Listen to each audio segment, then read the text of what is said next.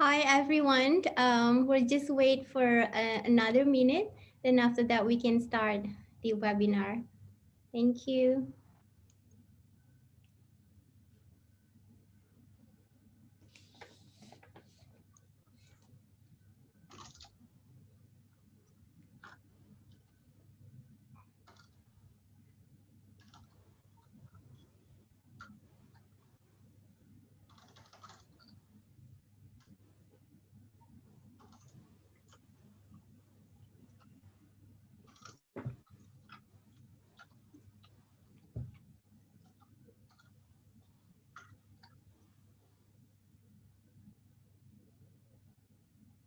So welcome. Good afternoon, everyone. Thank you for joining us today in this first of a series of webinars for human resource management being brought to you by ASEAN business partners and People Strong for what we hope will be engaging and useful event for all of you. My name is Firani Masayu, the Group Head of HR for ASEAN Business Partners, and I will be your moderator for today. So we plan for this webinar to run for 1 hour. I'll shortly introduce our four speakers who'll talk in turn and importantly will be engaging directly with you, responding to your live questions and comments. So please share comments or ask questions for the Q&A portion later. And also you can write them down at the Q&A box located at the bottom of the Zoom page. Mention that we have a mini poll which you can see by clicking the poll box. So it will just only take 1 minute of your time, so please answer them during the webinar and we will share the result of the poll before the session. The first webinar is being brought to you by ASEAN Business Partner. ASEAN Business Partner, or ABP for short, is a market entry and a market growth specialist, helping companies outside of ASEAN to enter, start, and grow their business in the ASEAN region. We are working in conjunction with one of our partners, People Strong. People Strong is Asia's leading work, HR, and talent technology company, headquartered in India, who offer a holistic solution from talent acquisition and human capital management through to talent management, productivity, and analytics, with over 1 million users from 350 plus enterprises across multiple industries. So, webinar kita hari ini akan membahas mengenai talent blueprint for the future, strategies, business, and talent.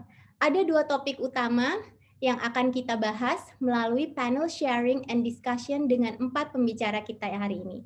Yang pertama adalah bagaimana COVID-19 berdampak pada bisnis di Indonesia dalam setahun terakhir ini dan bagaimana perusahaan menangani situasi new normal saat ini.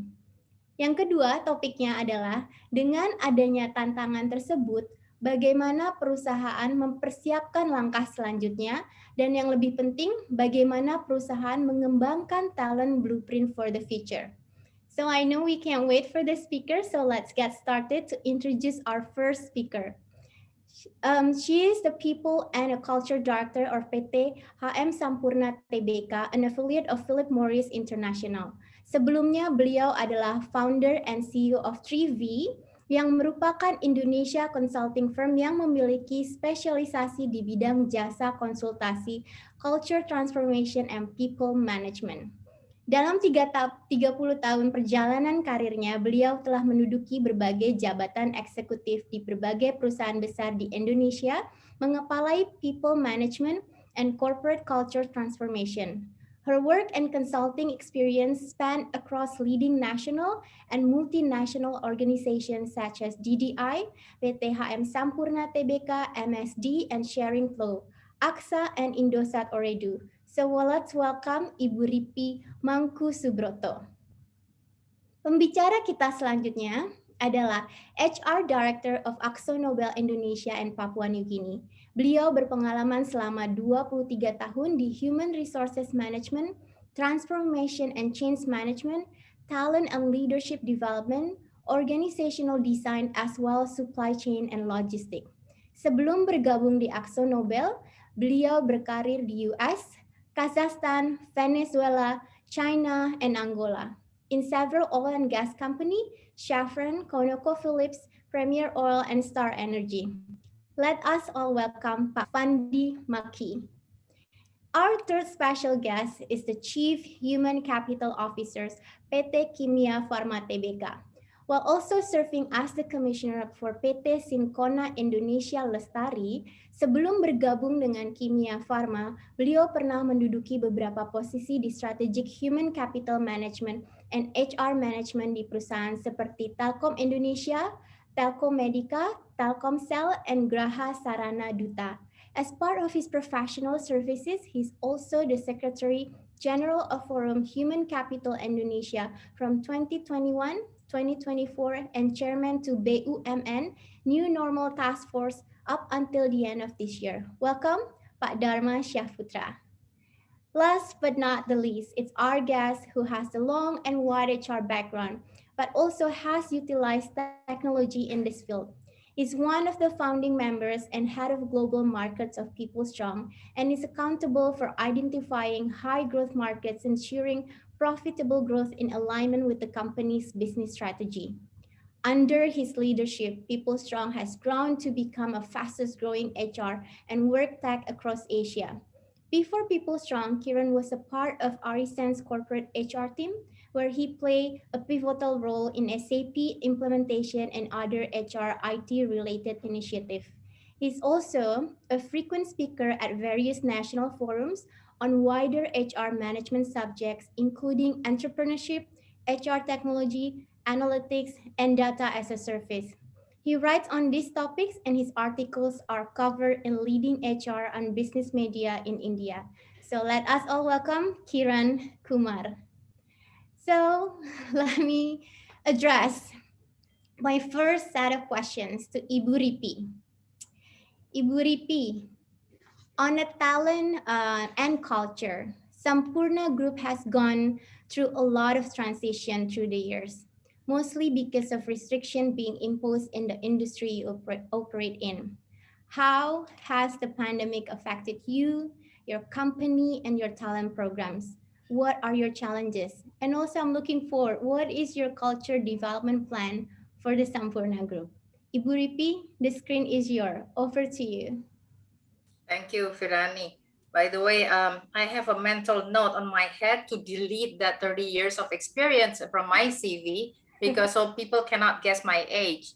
And that I am, if not, I'm not careful, I'll be a dinosaur in the HR world. And talking about dinosaurs, being a dinosaur nowadays, it's not about age actually.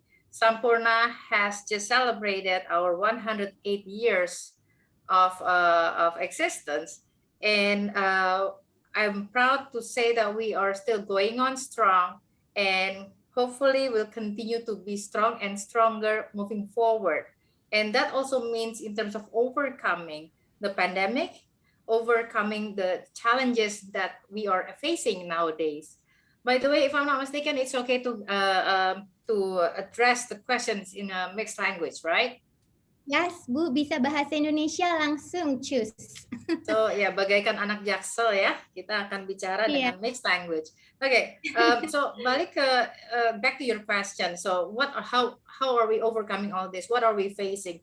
At the end of the day, when the pandemic hit us, the first and foremost our prime concern and priority is our employee safety, the safety and health of our people. But it doesn't stop there. It's not only about our people. But at the end of the day, it's about also the environment, the society, our customer, because safety and health, at the end of the day, now people realize that life matters. That caring for employees is not only caring about their productivity and engagement. It's about caring for them as a holistic human being. Because meskipun mereka juga aman dari COVID, kalau keluarganya terkena, pasti mereka juga akan terdampak ya, emotionally, and of course, bagaimana itu berdampak terhadap bagaimana kita berinteraksi. Now, when we talk about pandemic atau the new normal ini dampaknya seperti apa? Sebetulnya kita harus balik lagi. We built our organization and the team itu untuk address the business challenges. And one of the biggest business challenge is the different way of engagement, the different experience that our customers is facing, and also their readiness. And that will also impact in terms of our employee engagement, our employee experience. And it's all of that that we need to address. Is it becoming a challenge, a pain point? Yes. Bohong deh kalau bilang bahwa itu bukan a challenge. Perusahaan kami sudah menyiapkan yang namanya new ways of working jauh sebelum pandemic. Tapi begitu pandemic hit us last year, itu realization itu comes to our day to day, yeah, and that's what we need to address. Itu tentunya sekarang moving forward ini sudah lebih dari 1 tahun kita menjalani pandemik, dan kami bersyukur bahwa kami bisa overcome the situation, all the situation, termasuk ini Pak Dharma, Kimia Farma juga itu perannya besar juga ya kalau dalam konteks penyediaan vaksin. Kita itu ada sekitar 23.000 orang yang kami employ directly, dan our TPO ya, our partners ini in total tuh kita ada 65.000 orang. Kebayang tuh vaksinasi sekian puluh ribu orang, dan kami bersyukur kita sudah 98,9% itu tervaksin. Itu sangat membantu in terms of bagaimana ada satu biggest concern dari employee itu bisa teratasi. Itu first and foremost. Nah, kedepannya bagaimana? Itu bagaikan kalau kita nonton film, kan sekarang udah trennya juga itu ya, alternate reality readiness. Bahwa kita harus bersiap terhadap anything that's going to happen. Pandemic ini bisa jadi lewat, tapi another pandemic can always happen, and we always have to be ready for that. Nah, tentunya itu bagaimana dampaknya terhadap culture, engagement, in terms of people readiness, our talents, ya. Nggak bisa enggak, kita harus sudah menyiapkan in terms of that talent alternative reality readiness itu sendiri.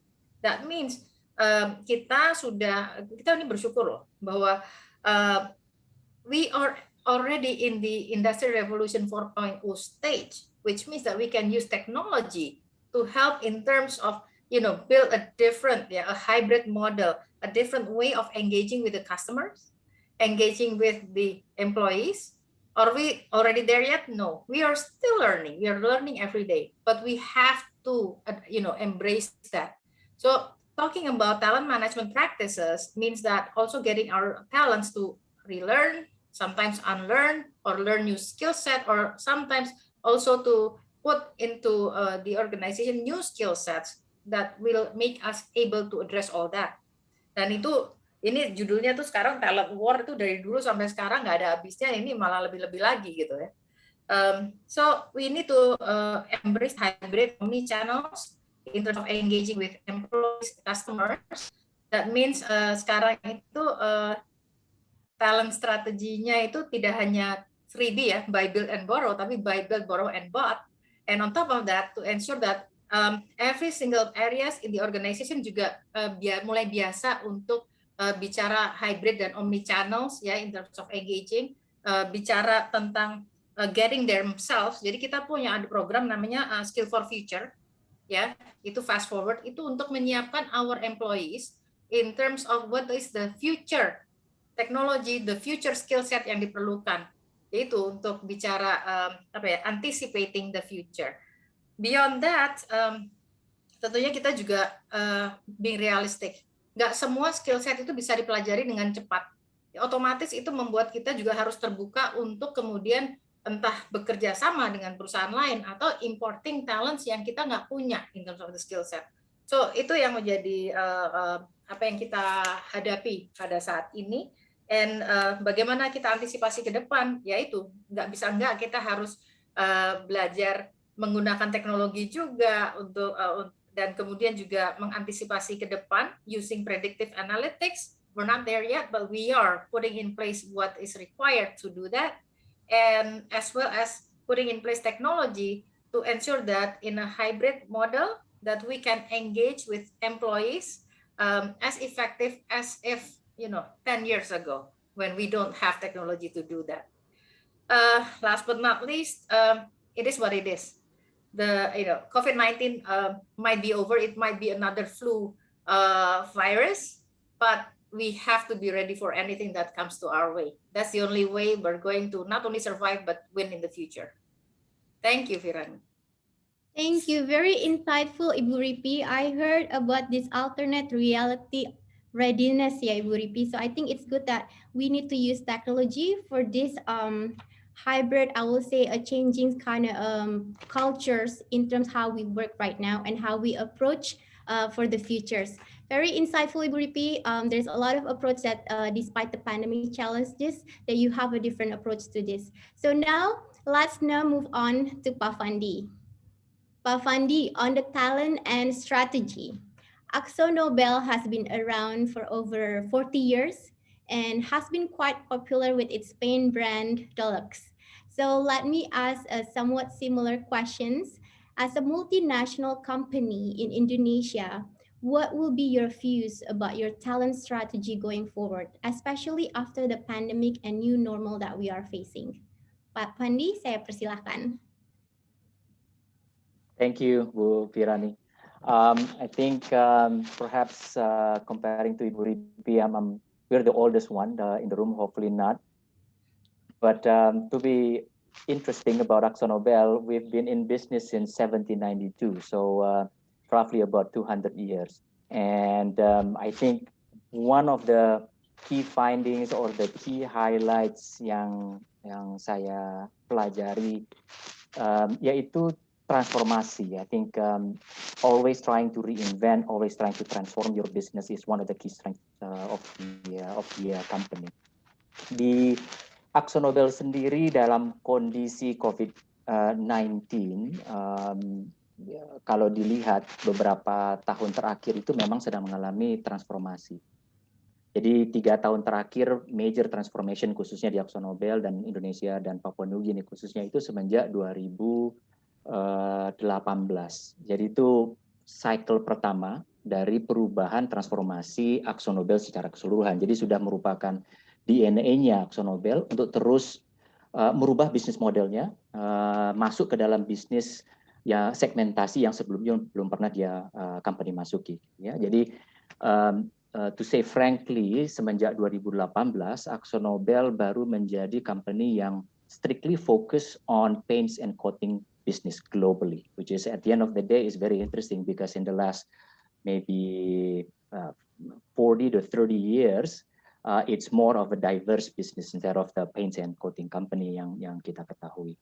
And again, Bu Firani, to get back to your point about the brand itself, uniquely about Akzo Nobel is that we have multiple business unit yang mempunyai segmentasi bisnis berbeda-beda, mulai dari business wall painting, which is the brand that everyone knows, Dulux, but we also have, which is B2C, and then we have the B2B business, which is coatings from ships to airplanes, maybe to pipes, and even coating for medical facilities, for example.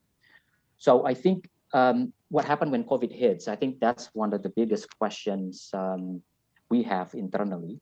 And it actually accelerates the changes within Akzo Nobel itself, especially from business perspective. I think that's one side. Business perspective-nya menyangkut terhadap, let's say, from my point of view, is the strategy on how do you want to carry your business, because when COVID hits, everything changes overnight. Basically, I don't want to exaggerate that, but that's what happened. Where practically, if you have 5 years business plan reduced to 3 years business plan with COVID, basically you have to constantly change and become more agile as a company to review your business plan, whether it fits. Because COVID can be very volatile, which is in our HR professional world, we are very familiar with terms VUCA, for volatility, uncertainty and complexity and so on, and ambiguity. But COVID accelerated that. So from the business perspective, not only the survival part of it, in terms of how do you make sure you can still sell your product and services to your customer, but also how do you make your product? Because everything have changed. One of the biggest example or the key example is the government regulations. Again, Buriti mentioned about our own employee health. That's number one. I think health and safety is number one. But at the end of the day, it also affected on regulation and how do we want to make sure that we can operate in a very strange and a very new environment, especially in Indonesia. Karena banyak sekali regulasi yang memastikan bahwa kita tidak bisa bebas ya menjual produk ataupun memproduksi produk kita kepada market.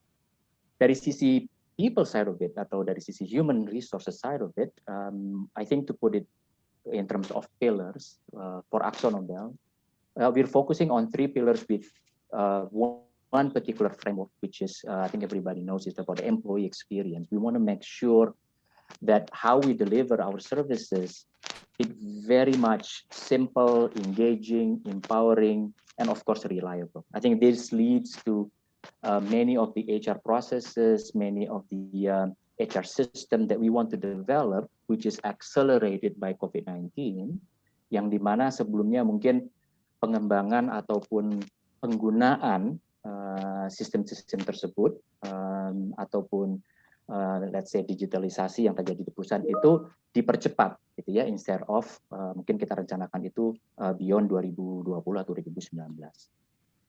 Di dalam pilar yang kita lakukan itu yang pertama I think performance and culture, to be exact, high performing organization, and that leads into two segmentation in terms of how do we create the blueprint for talent.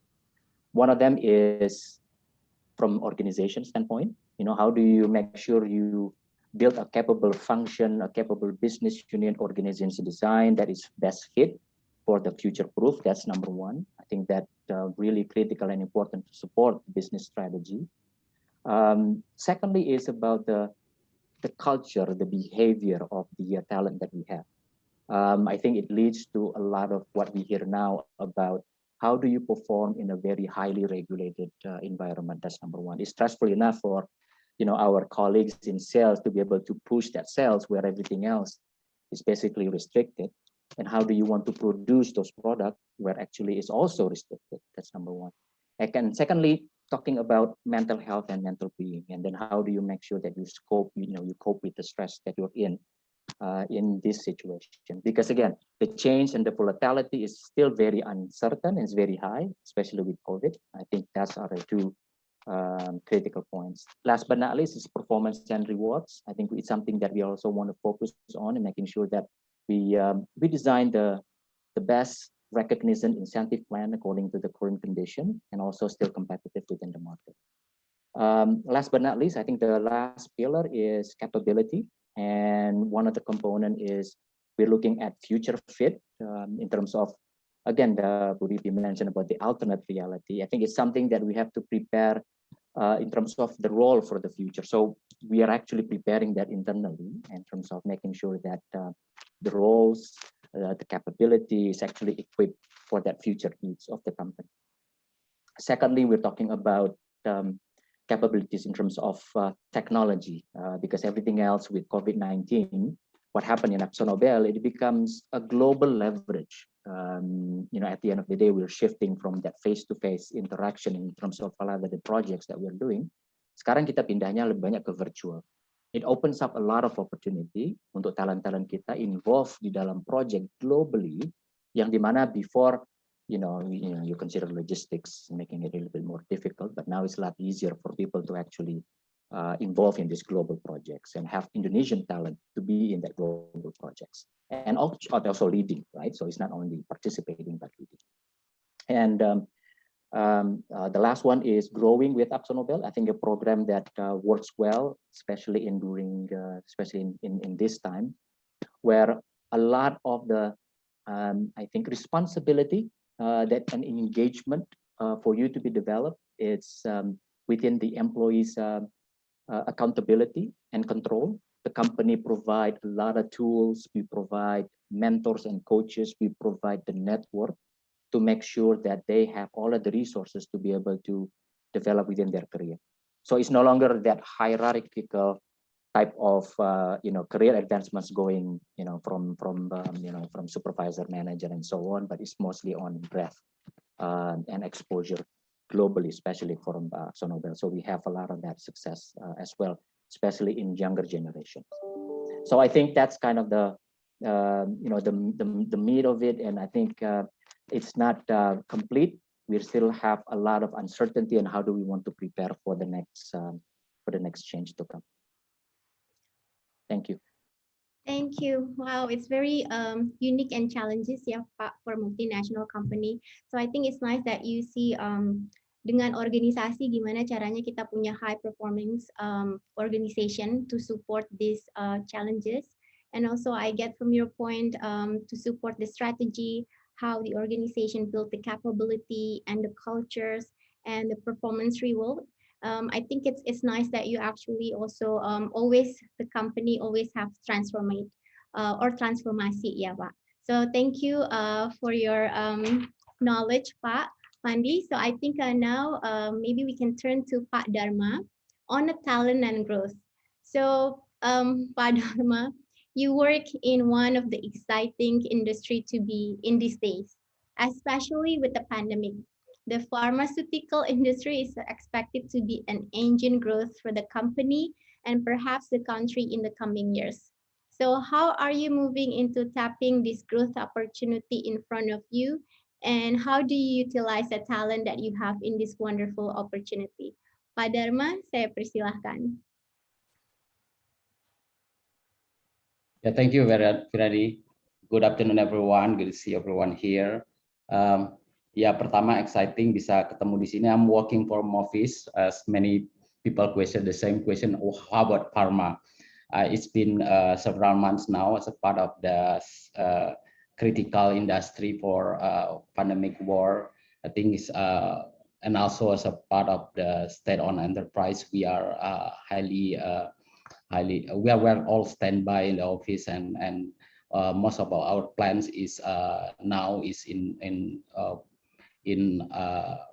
top utilizations of in producing the pandemic supports, medicals and drugs. Mungkin beberapa hal yang saya akan garis bawahi terkait pertanyaan dari Virani tadi. Memang kalau kita lihat, saya mulai dari karakteristik pharma secara keseluruhan dulu, bahwa kalau kita lihat ini adalah industri yang memang highly regulated gitu. Jadi kita harus benar-benar melihat bagaimana regulasi mengatur industri ini, kemudian dengan kompetisi yang sangat ketat, lebih dari 200 pemain yang ada, sehingga ini memberikan benar-benar tekanan terhadap persaingan. Tetapi satu hal, ini berita bagus tentu buat kita consumer, bahwa accessibility terhadap kesehatan itu diharapkan semakin baik dengan banyak pilihan.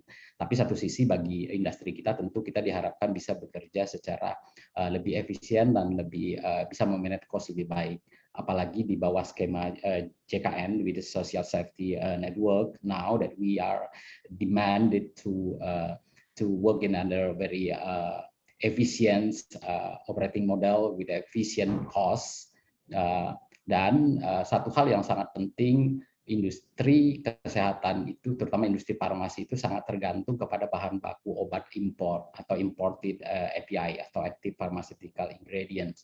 Nah, ini beberapa karakteristik dasar di dalam industri farmasi. Nah, kalau kita lihat dari trennya sendiri sebelum kita bicara tentang pandemi, bahwa sebenarnya terjadi disrupsi di industri kesehatan itu sudah kita lihat, dan sangat cukup disruptif juga dengan munculnya penyakit-penyakit yang tidak menular sebenarnya, kanker, diabetes, jantung gitu ya.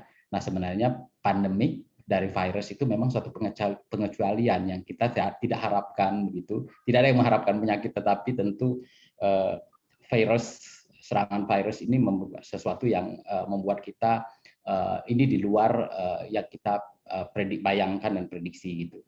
Kemudian shifting juga di beberapa model chemical konvensional segitu untuk pengobatan ke bioteknologi. Kemudian pharmaceutical juga berkembang dari menuju genetik terapi.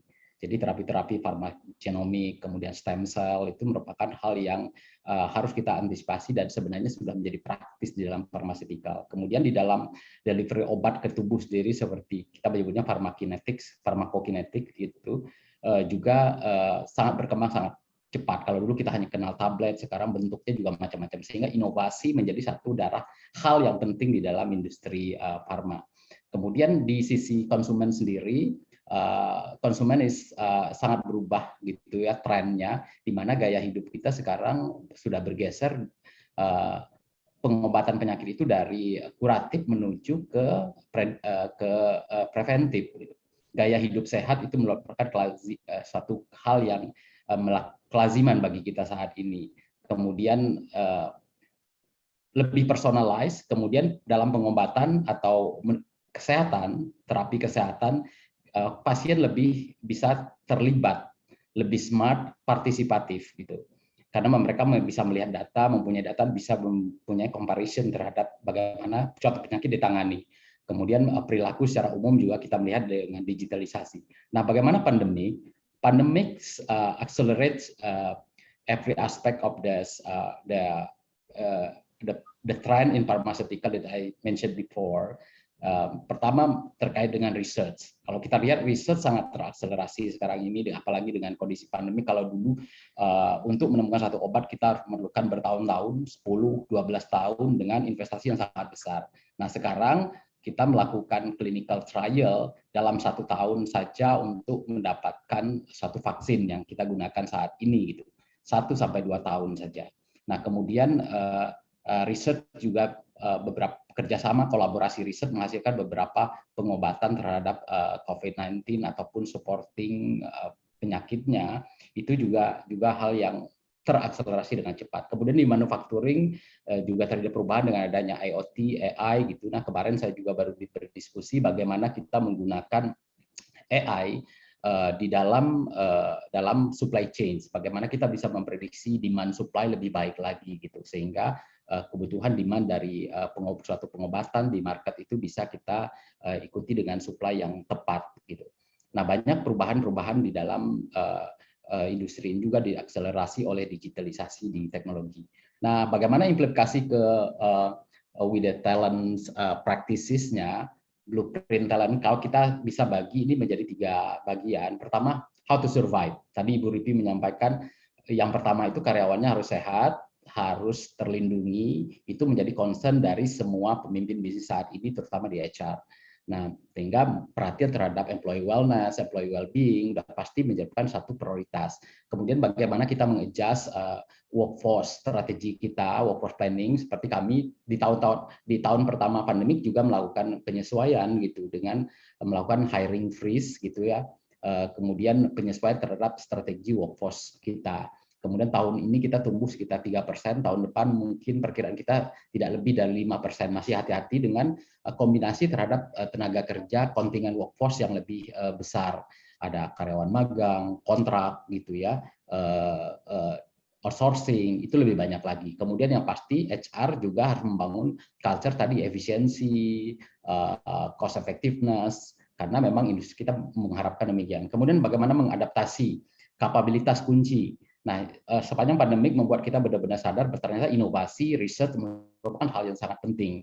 Bagaimana bisa mengakselerasi suatu penemuan obat, bagaimana kita bisa melakukan riset sehingga suatu jenis obat atau platform pengobatan baru itu bisa dibawa ke sini dan bisa memberikan solusi yang lebih efektif bagi pasien. Contohnya adalah dengan platform vaksin sebelumnya yang sangat sering kita dengar inactivated, sekarang kita sudah masuk ke era mRNA gitu, yang tentu lebih efektif dan membutuhkan suatu pengetahuan yang baru, sehingga kami juga berhadapan dengan bagaimana melakukan reskilling, upskilling terhadap karyawannya.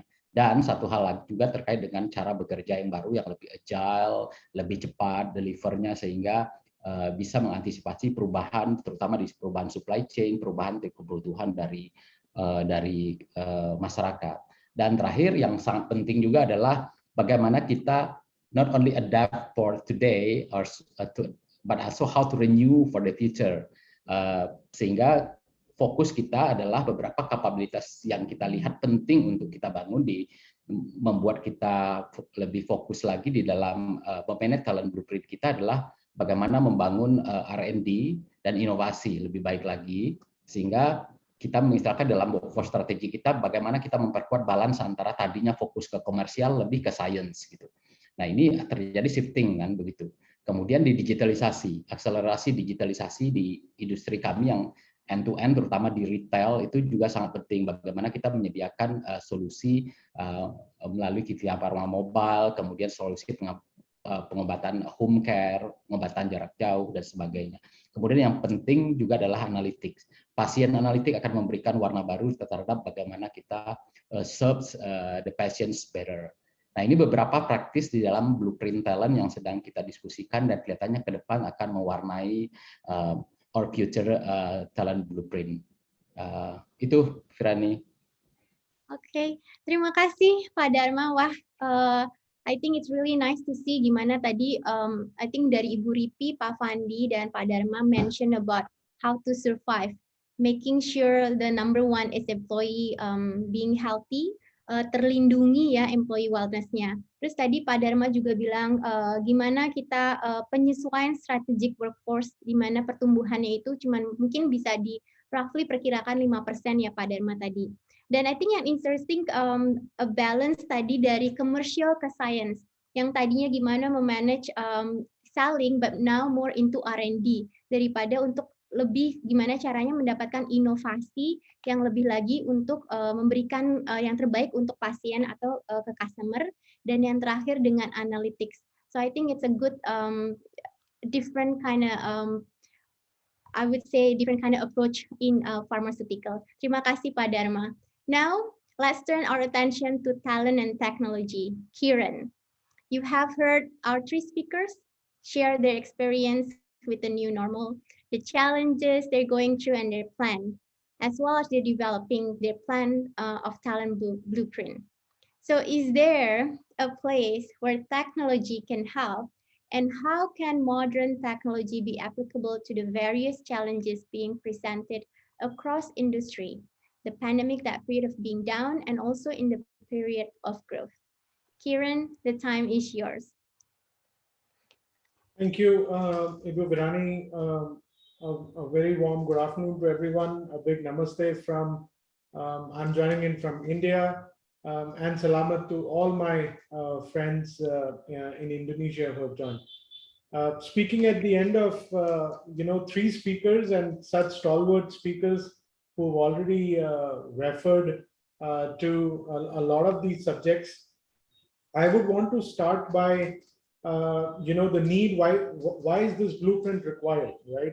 And while I was preparing for this particular presentation and talk, I was just going through my research. And let me start by what are the kind of opportunities that Asia Pacific and Indonesia have in general, right? So by 2030, this is a McKinsey report that I'm quoting, the large companies that are there in this market are going to triple, which means, that's in the next 7 years, that is what is going to happen. The next 1 billion, the global middle class that is going to come in, 90% of that next 1 billion global middle class would be from Southeast Asia. And, we know the population breakups in countries like India, Indonesia, and the kind of opportunity that we have. Millennials, I think Ibu Ripi, you spoke about the age factor, but I think millennials would be about 64% of the workforce. This is not so far. This is just 7 years from now, right? And Asia Pacific, which is kind of known as the transactional backend of the world, is going to move into a very highly skilled workforce. So about 57% growth that is going to happen in the next 7 years.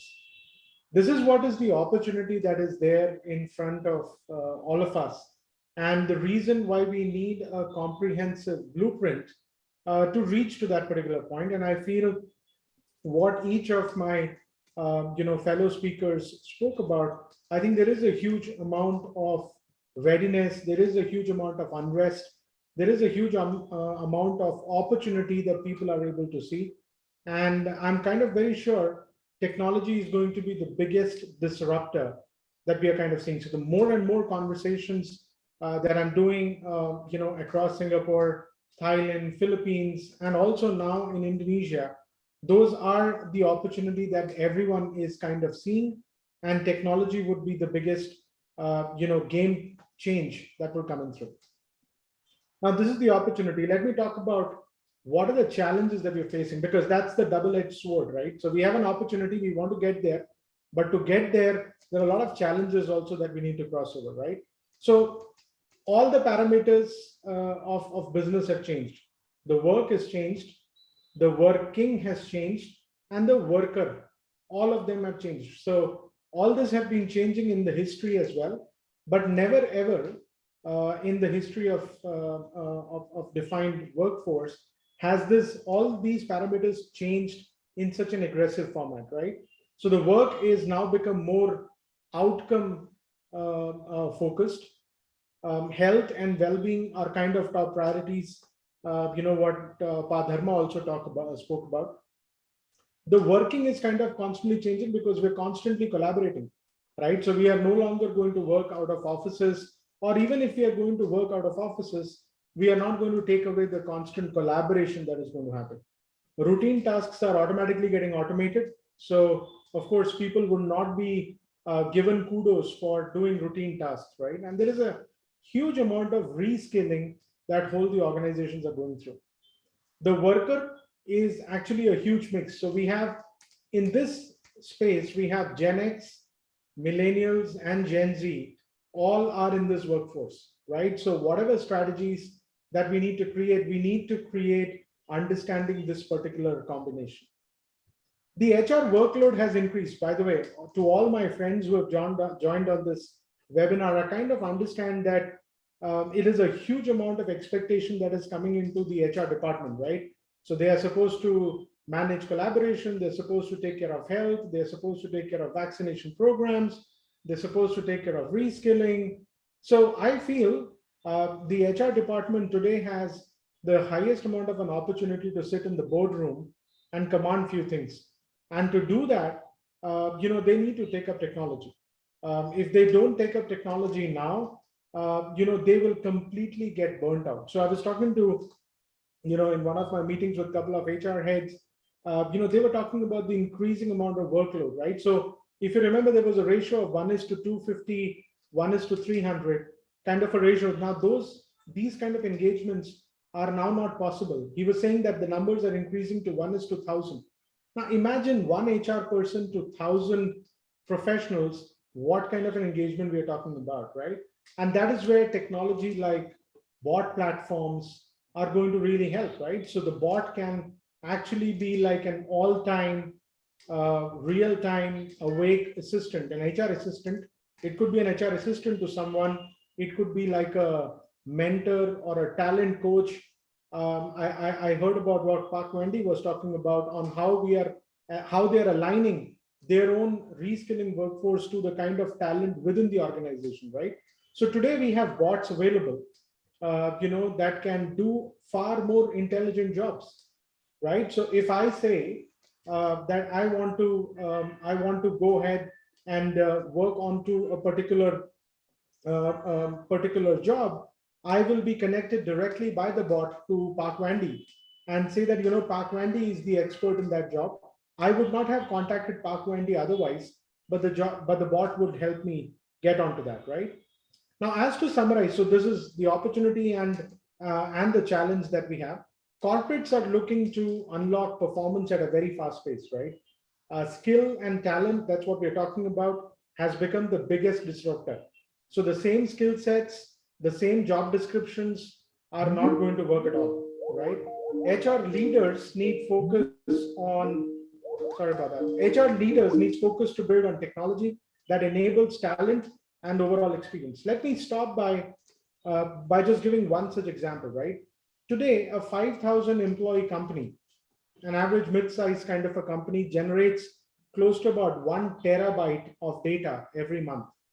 1 terabyte, right? This is organizational information and data that we are talking about. This is 9 times that was 2 years ago, right? That's the huge amount of data that is kind of generating, right? We have now modern learning platforms which can convert this content, the tsunami of content, into experiential knowledge that can be given out to people, right? And that's where we earlier this year started a model called Talent OS, which is called as the Talent Operating System, which kind of binds all of these experiences together. So I think, in short, that's the technology blueprint that we have to address the strategy and the business and the talent part of it. Ibu Virani, back to you. Yes, thank you, Kiran. So I think it's quite refreshing and seeing, Yes, correct. The challenge is the work itself and the worker itself has been changed. And I know the workload that you say mentioned about bot being assistant in the real time. I think that's something that something to look forward to it. So we have reached this portion of the webinar where we would like to get questions from the participants and ask our distinguished panelists to answer some of them. So I think thank you everyone for the questions. I have one question here. We from Bapak Sylvester Harijanto. So this question is to all panelists. Pak Sylvester say, please give me information on correlation among talent mapping, strategy, and business. So this is all go to the all panelists. What is the correlation? How we do the talent mapping? When we do the talent mapping, how do we strategize and how do we support that for our business in our Can I company? Yes. can I pick that up? I think Yes, this sure, question. Kiran. Yeah. Can you hear me, Bhubrani? Yes, I can hear you clearly. Okay, so let me start taking an example, and in continuing to what I was talking about. So if you go and talk to your CEO or the top leadership, however big your organization is, right, whether it's 2,000 employees or 200,000 employees, they mostly drive the organization with top 4 or 5 objectives, right? Now, the CEO and the top leadership are aware of the top 4 and 5 objectives, but these top 4 and 5 objectives never reach out to the last person who is standing on the ground executing the plans, right? So when we were talking about, so there are technologies available which is on objectives and OKRs that are available, which can do a complete mapping between what are the top 5 objectives of a company. How does that gets correlated at a business unit level? How does that gets broken out at a department level? How does it get broken down to a manager level? And how does it get broken down to an executioner level who's going to work on that, right? Now, today, if I'm enabled on that, I will be far more be engaged with an organization knowing that the work that I'm doing is impacting that top objective of the company. So that's one part of it. The second part of it is that when I know that I have to work on such an impactful job, I also need to know that I need to learn few things, right? So rather than learning generic stuff, can I equip myself with those learning content, which is going to really help me excel in that particular job, right? So those are the two examples that quickly came into my mind, which can really bring the gap that exists between the high level strategy and the talent and how do we execute on the ground. Okay, thank you. So I think it's really seeing how we see the business strategy and I would say drill down until each of the execution from the business manager and the execution person. So I think it's good that we can see that is a correlation between all the business and the mapping. I think I hope we answers your questions, Pak Silverster. And I think this is from question from the participants. As an HR person, how to monitor staff work remotely or now familiar work from anywhere? So maybe Pak Fandi or Pak Dharma, how do you could actually monitor them, your employees?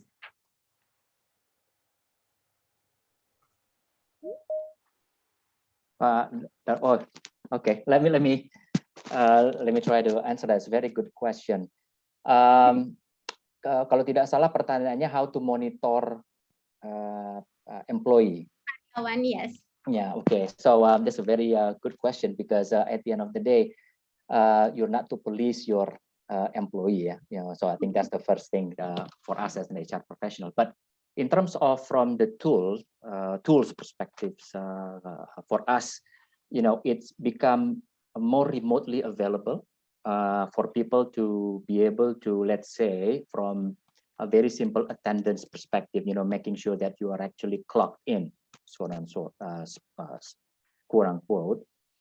is also made available. So going back to Pak Kiran mentioned about technology and the platform that is perhaps not available 2 to 3 years ago, now it's actually globally available for people to actually make sure that they are present. Secondly, I think going back to the culture for us in AkzoNobel, accountability and also leadership for yourself to make sure that you are giving the output, the result that you are expected is a very key in the company behavior in terms of the culture. We have certain behaviors that we always communicate and always share with employees on how to actually perform those behavior.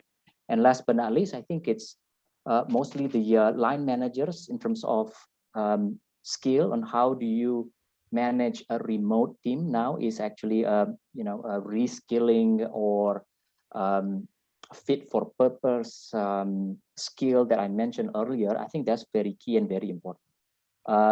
Being remote doesn't mean that you are disconnected. Being remote, it doesn't mean that you are not present. How do you actually collaborate, like what Kiran mentioned, and how do you make sure that the culture or the behavior shown to actually to perform at your best? I think hopefully that gives some answer. Yeah.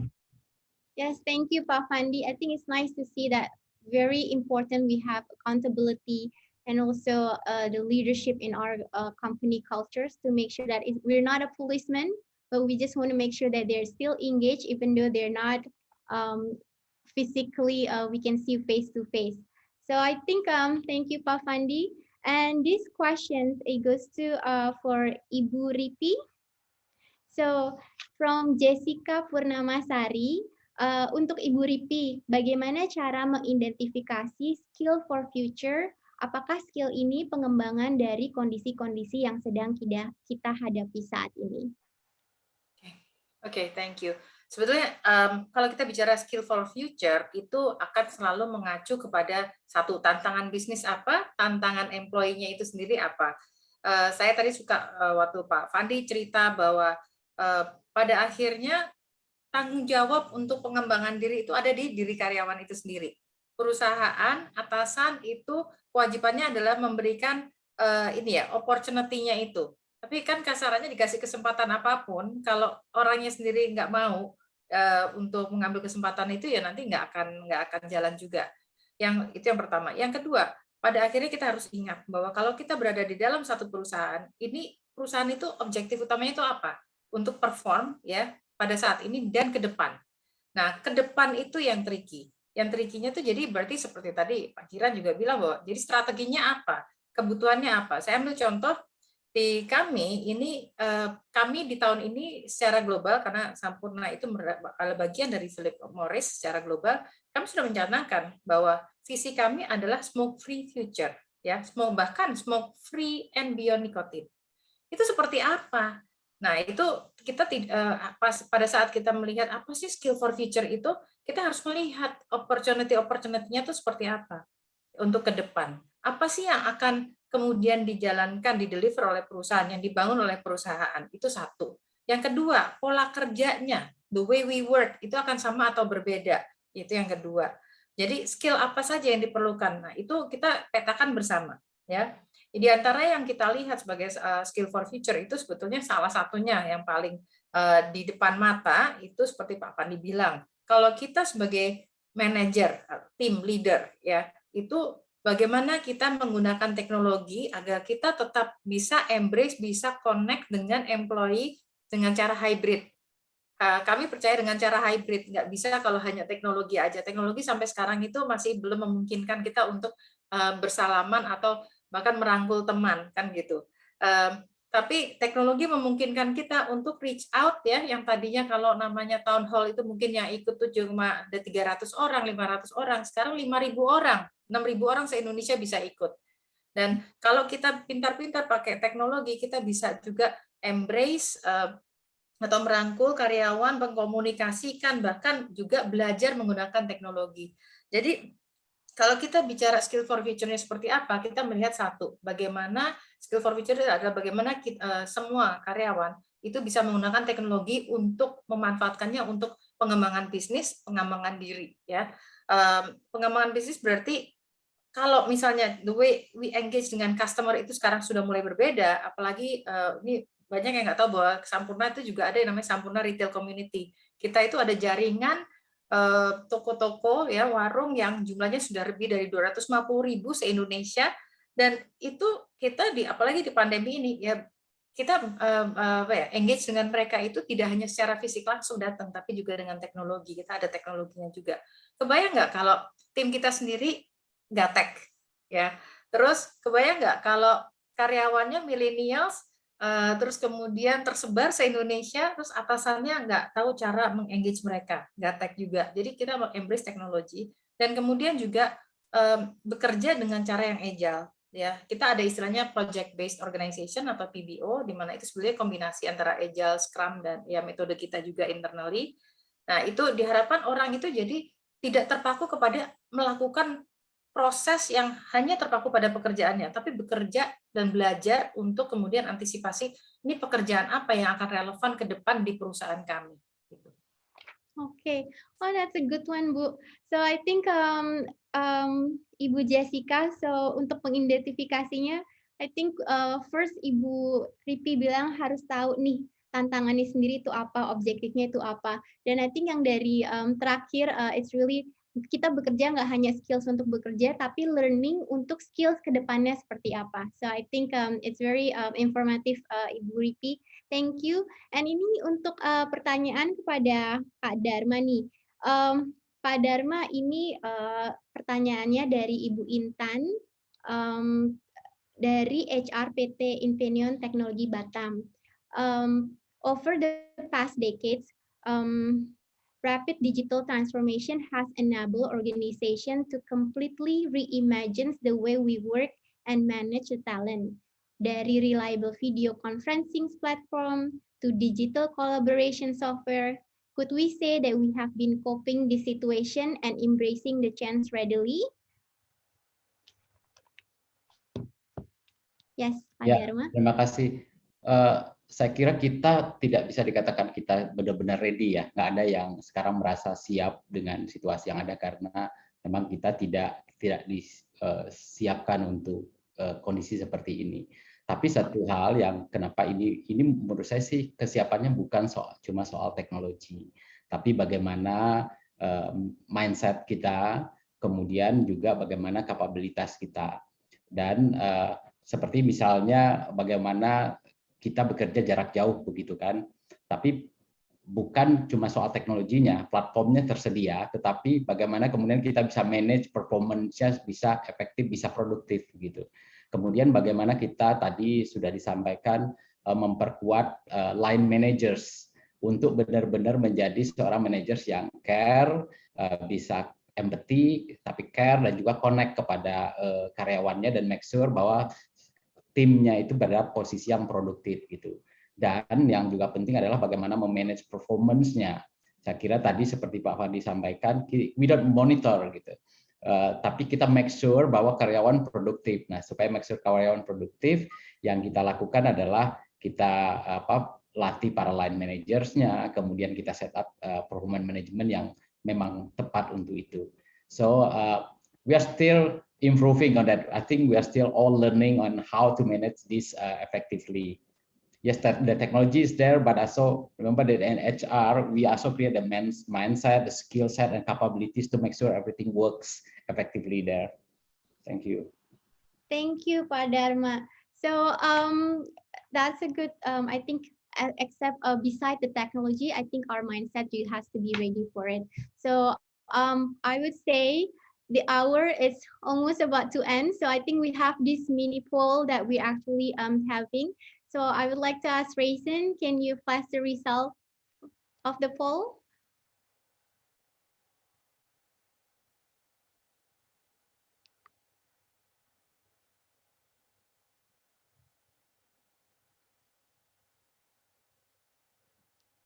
It will be the result.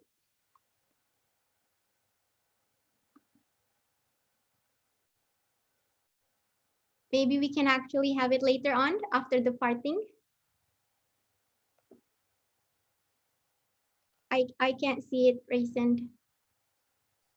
I think the polls. I think the poll questions have come up. Oh, okay. So maybe I can see from here. Yeah, we can see the Sorry. poll Yeah. question. Okay. So I think we just go since so I think it's almost there 2:30. So we will just like to have each of speaker to do short message or parting with the participants. I hope they will actually learn something from the experience that all the speakers has. So maybe let's very quickly, let's start with Ibu Ripi. Thank you.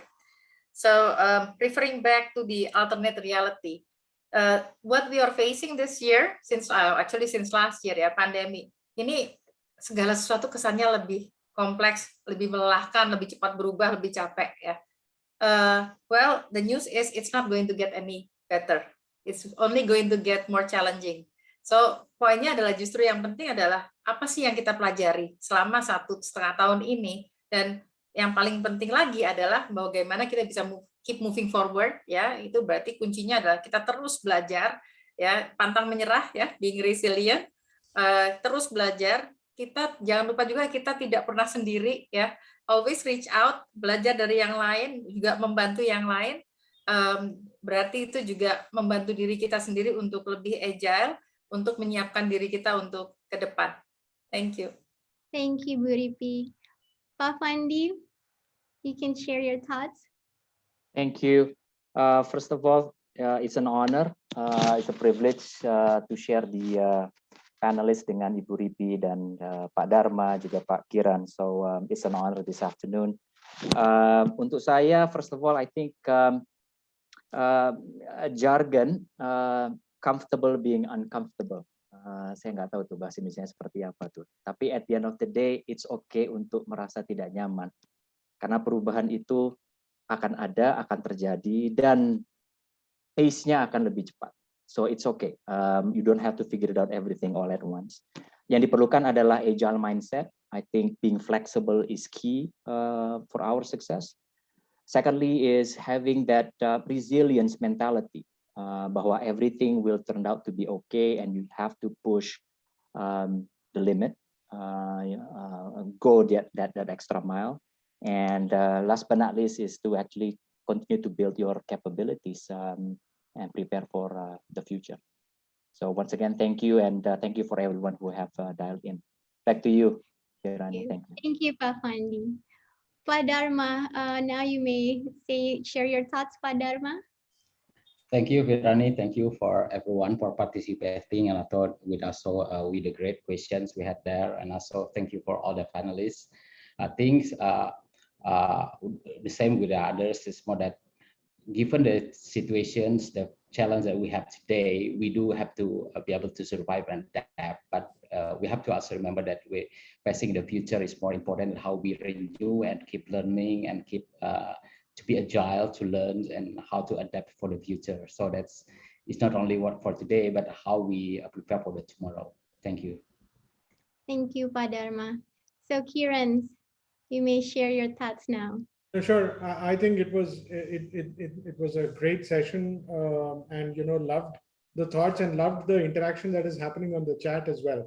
So I just want to let everyone know and maybe take a moment to come into a better spotlight. You don't have to run behind large ERPs to get a solution all the ways, right? So there are modern technology platforms, of course, like PeopleStrong. Please have a look at what we have built. I think a lot of technology solution, can there be an answer? And like what Pak Dharma said, I think not everything can be solved by technology as well. So we can help you become more the human part of the HR, because that is what is also required. So bring technology wherever you can, improve your life, better your life, but use the human element to go back to people, give back to people, because all of them are going through a lot of change. And they all need help. So those are the two statements that I would want to part with. But loved this conversation and loved each one of you at the panel. Thank you so much. Thank you, Kiran. So we see the poll now. So are you looking to implement some kind of technology? Yes, so it's almost 85%. So I think it's good that we all need it now to actually engage with our employee in our companies right now. So I would say I hope all participants have enjoyed this webinar session on a talent blueprint for the future, strategies, business, and talent as much as I have. We have heard four excellent speakers across four different industries talk about how they will develop and progress their talent resources in the near futures in the midst of the new normal. Their insights are so timely, adaptable, and I hope practical and helpful to all participants. We in ASEAN Business Partners will be bringing more webinars on human capital management in the future so we can drive thought leadership for the HR industry. Lastly, a special word of thanks to Ibu Meisha and Ibu Nancy of DGSR who has been powering and assisting us in handling this webinar, and also for our speakers. Thank you very much. And again to People Strong as our main sponsor of the event. Thank you all and have a great afternoon ahead. Thank you. Thank you so much, Thank you. everyone. Thank you.